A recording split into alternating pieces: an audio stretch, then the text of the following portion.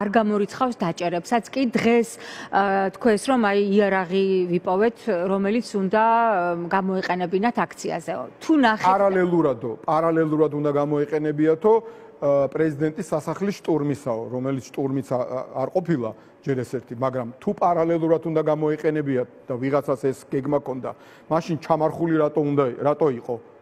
ხო ანუ თავისივე ნათქვამში აიბლანდნენ და ის კადრები რაც გაავრცელეს ვითომ რაღაცა დამარხული იპოვეს თუ პარალელურად აპირებდა ვიღაცა ამ იარაღის გამოყენებას ის ხო დამარხული აღარ უნდა ყოფილიყო ის ხო ის პრეზიდენტის სასახლესთან მისვლა ხო მოხდა უკვე ხო შესაბამისად ის იარაღი ამოთხრილი უნდა ყოფილიყო ხო თუ პარალელურად აპირებდა ვიღაცა რაღაცა დივერსიას გაგაღლიც კი გაოგნებული არის მორიგი ბოდო არის მორიგი აი შემოგდებული რაღაცა სატყო არაა რომ წარმოაჩინონ აი ეს ხალხის მართლა მშვიდობიანი და არაძალადობრივი